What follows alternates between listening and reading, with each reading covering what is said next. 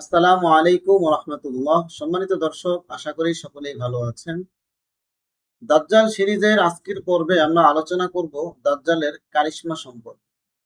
অর্থাৎ দাজ্জালের কি কি অলৌকিক ক্ষমতা থাকবে, সে কিভাবে মানুষকে সেই ক্ষমতার মাধ্যমে ধোঁকা দিবে। আজকের পর্বে আমরা তাই জানার চেষ্টা করব হাদিসের আলোকে। সম্মানিত দর্শক, মহান আল্লাহ পাক দাজ্জালকে অনেক শক্তি দান করবেন, যেই শক্তির মাধ্যমে সে মানুষদেরকে ফিতনায় ফেলার চেষ্টা করবে। রাসূল করিম সাল্লাল্লাহু আলাইহি সাল্লাম বলেন যে আমার পরে ৩০ জন নবী আসবে এবং এর মধ্যে সর্বশেষ যে নবী দাবি করবে সে হবে দাজ্জাল। অতএব আমরা বুঝতে পারি যে দাজ্জাল নিজেকে নবী হিসাবে দাবি করবে শেষ সময়ে এসে, এবং পরবর্তীতে সে নিজেকে খোদা হিসাবে দাবি করবে।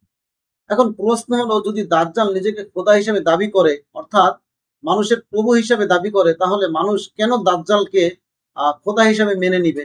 নিশ্চয়ই দাজ্জালের এমন কিছু ক্ষমতা থাকবে যার ফলে মানুষ তার দিকে ধাবিত হবে, তার দিকে আকৃষ্ট হবে।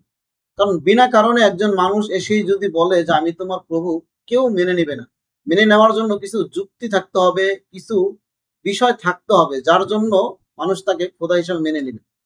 হাদিস থেকে আমরা অসংখ্য হাদিসে জানতে পারি যে আল্লাহ তাআলা দাজ্জালকে অলৌকিক কিছু ক্ষমতা দান করবেন। যে ক্ষমতাগুলোকে প্রকাশ করে, যে অলৌকিক শক্তিগুলোকে প্রকাশ করে দাজ্জাল নিজেকে খোদা দাবি করবে। হাদিস থেকে আমরা জানতে পারি দাজ্জাল মৃত মানুষকে জীবিত করার ক্ষমতা রাখবে। এখন এই বিষয়ে একটি হাদিস রয়েছে যে একজন যুবককে দাজ্জাল হত্যা করে আবার জীবিত করবে। এই হাদিসটি কয়েকটি হাদিসের গ্রন্থে এসেছে, কিন্তু একটি হাদিসই বিভিন্নভাবে ব্যাখ্যা করা হয়েছে। হাদিসটি হলো এরকম যে এক যুবককে দাজ্জালের কাছে নিয়ে আসা হবে। তখন দাজ্জাল তাকে বলবে যে আমি তোমার রব, তুমি আমার উপর ঈমান আনো। যুবকটি তাকে অস্বীকার করবে। অস্বীকার করার পর দাজ্জাল তাকে দুই খণ্ড করে ফেলবে, এক কোপ দিয়ে দুই খণ্ড করে ফেলবে। বিভিন্ন হাদিস থেকে আমরা জানতে পারি তার দুই খণ্ড এতটুকু দূরত্বে গিয়ে পড়বে যে তীর ছুড়লে যতটুকু দূরত্বে যায় ঠিক ততটুকু দূরত্ব গিয়ে পড়বে। অতঃপর লোকদের সামনে দাজ্জাল তাকে আবার ডাক দিবে, ডাক দিলে সে জীবিত হয়ে ফিরে আসবে। অতঃপর দাজ্জাল তাকে জিজ্ঞাসা করবে, এবার কি তুমি বিশ্বাস করো যে আমি তোমার প্রভু? তখন সেই যুবকটি আল্লাহর কসম কেটে বলবে যে এবার আমি নিশ্চিত যে তুমি আসলেই দাজ্জাল। অতঃপর দাজ্জাল তাকে হত্যা করার অনেক চেষ্টা করবে, কিন্তু কোনোভাবেই হত্যা করতে পারবে না, এবং সর্বশেষে সে তাকে জাহান্নামের দিকে নিক্ষেপ করবে। মূলত পক্ষে তার জাহান্নামটি হবে জান্নাত, যেটা আমরা হাদিসের মাধ্যমে জানতে পারি। তো দেখুন, দাজ্জাল মানুষকে জীবিত করবে, এই একটি যুবকের ঘটনায় অনেকগুলো হাদিসের মধ্যে রয়েছে যে দাজ্জাল একটি মৃত মানুষকে জীবিত করবে। এখন প্রকৃতপক্ষে দাজ্জাল তার রূহ নিয়ে তার রূহ আবার দিতে পারবে কিনা, সেটা একমাত্র আল্লাহই জানে। হাদিস বিশারদগণ বলে থাকেন যে এটা দাজ্জালের একটি ফিতনার অংশ হতে পারে, এটি দাজ্জালের একটি ধোঁকা বা জাদুর কারিশমা। যেরকম জাদু আমরা বর্তমান সময়ে দেখতে পারি যে মানুষ বিভিন্নভাবে জাদু দেখায়, যে মানুষের হাত কেটে ফেলে, মানুষ দ্বিখণ্ডিত করে ফেলে, এরকম কিছু হতে পারে। তবে আল্লাহ মালুম, হাদিসে যেহেতু আমরা পেয়েছি সে তাকে জীবন দান করবে, তাকে মৃত্যু দিবে, সুতরাং এটাও হতে পারে যে আল্লাহ তাআলা তাকে এই একজন মানুষকে হত্যা করে আবার জীবিত করার শক্তি দান করবে। এছাড়াও আমরা দাজ্জাল মৃত মানুষকে জীবিত করবে এই মর্মে কয়েকটি হাদিস পাই।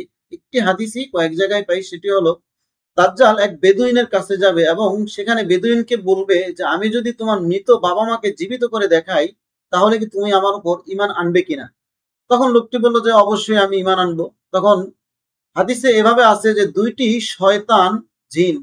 শয়তান জিন তার বাবা মার রূপ ধারণ করে তার কাছে এসে বলবে যে ইনি তোমার রব, এর উপর ঈমান আনো। তখন ওই লোকটি দাজ্জালের উপর ঈমান আনবে। দেখুন, এই হাদিসেও স্পষ্টভাবে আছে যে দুইজন শয়তান তার বাবা মার রূপ ধারণ করে আসবে। এখানে কিন্তু বলা হয়নি যে তার মৃত বাবা মাকে দাজ্জাল জীবিত করবে। আমরা এই হাদিসটির যতগুলো বর্ণনা পাই, প্রতিটি বর্ণনা থেকেই এটা স্পষ্ট যে দাজ্জাল তার বাবা মা, মৃত বাবা মাকে জীবিত করবে না, বরং দুইটি শয়তান জিন তার বাবা মার রূপ ধারণ করে তার সামনে আসবে। এটা তো গেল দাজ্জালের একটি অলৌকিক ক্ষমতা। এছাড়াও দাজ্জালের আরো অসংখ্য অলৌকিক ক্ষমতা রয়েছে।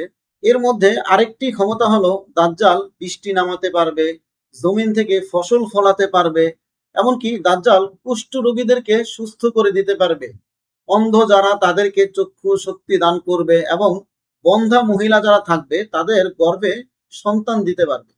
আমরা পূর্বে যে একটি হাদিস আলোচনা করেছি, ওই হাদিসটি আবু সাঈদ খুদরি রাদিয়াল্লাহু তাআলা আনহু থেকে বর্ণিত। এই হাদিসের শেষাংশে আমরা আরেকটু বর্ণনা পাই, তা হলো রাসূল করিম সাল্লাল্লাহু আলাইহি সাল্লাম বলেন যে দাজ্জাল একটি সম্প্রদায়ের নিকট যাবে, সম্প্রদায়ের নিকট গিয়ে সে তাদেরকে তার উপর ঈমান আনতে বলবে। তখন ওই সম্প্রদায়ের লোকেরা সকলেই দাজ্জালের উপর ঈমান আনবে, অর্থাৎ দাজ্জালকে রব হিসাবে মেনে নেবে। দাজ্জালকে রব হিসাবে মেনে নেওয়ার পরে দাজ্জাল আকাশকে নির্দেশ করবে বৃষ্টি বর্ষণ করতে, আকাশ থেকে বৃষ্টি হবে। জমিনকে বলবে ফসল ফলাতে, জমিন ফসল বের করবে।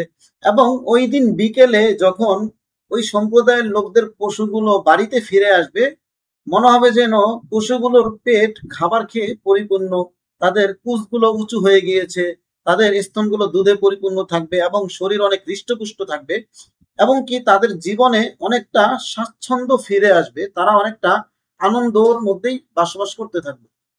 অতঃপর দাজ্জাল আরেকটি সম্প্রদায়ের নিকট যাবে, সেই সম্প্রদায়ের নিকট যাওয়ার পরে দাজ্জালের উপর ওই সম্প্রদায়ের লোক ঈমান আনবে না। তখন দাজ্জাল ওই সম্প্রদায়টাকে ধ্বংস করে দিয়ে আসবে। হাদিসে এভাবে আসছে যে পরের দিন সকালে তারা দেখবে যে তাদের কোনো সময় সম্পদ নেই, বরং তারা দুর্ভিক্ষে পতিত হবে।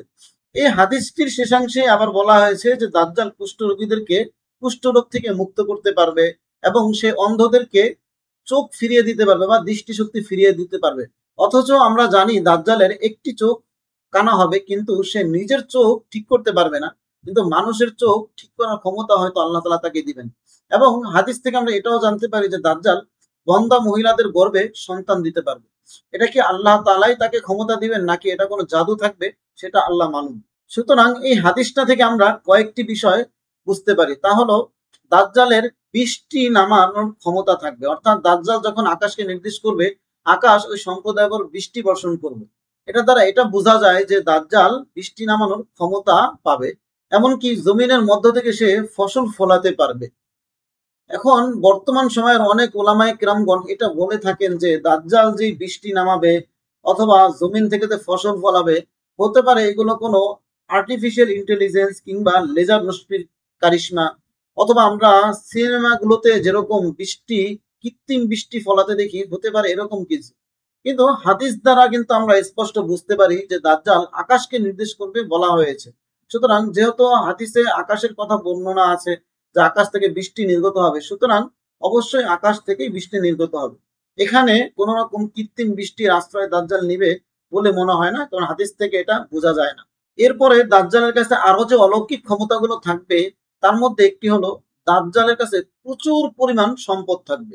হাদিস থেকে এতটুকু বোঝা যায় যে দাজ্জালের সাথে রুটির বিশাল পাহাড় থাকবে এবং সাথে পানি থাকবে। রুটির বিশাল পাহাড় থাকবে, এটা তাদের জন্য যারা মূলত দুর্ভিক্ষে থাকবে, অসহায় গরিব থাকবে, তাদেরকে দাজ্জাল এই সমস্ত সম্পদগুলো দিয়ে তার দিকে আকৃষ্ট করবে। আরেকটি হাদিস থেকে আমরা এটা জানতে পারি যে দাজ্জাল একটি অনুর্বর জমিতে গিয়ে বলবে যে তোমার মধ্যে থেকে সমস্ত সম্পদ বের করে দাও, অথবা মাটি তার ভিতর থেকে সমস্ত সম্পদগুলো বের করে দিবে, এবং ওই সম্পদগুলো দাজ্জালের পিছনে এভাবে ছুটতে থাকবে যেন মনে হবে মৌমাছি তার রানী মৌমাছির পিছনে ছুটছে।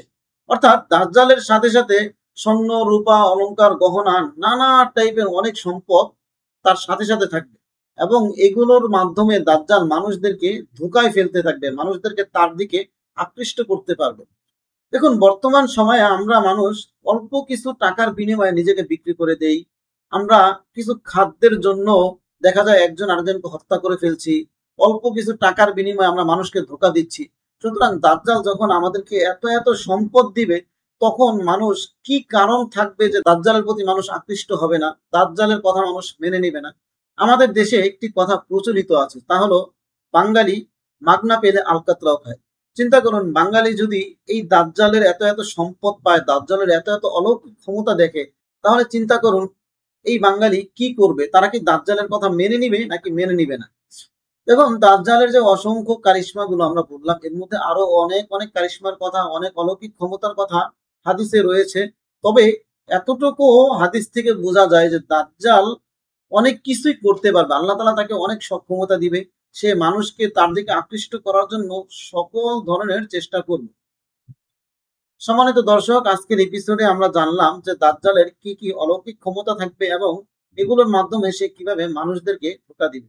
আল্লাহ তাআলা আমাদের সকলকে দাজ্জালের ধোঁকা থেকে এবং তার সকল প্রকার ফিতনা এবং তার অলৌকিক ক্ষমতা ও কারিশমা গুলো থেকে আমাদেরকে বেঁচে থাকার তৌফিক দান করুন। আসসালামু আলাইকুম ওয়া রাহমাতুল্লাহি ওয়া বারাকাতুহু।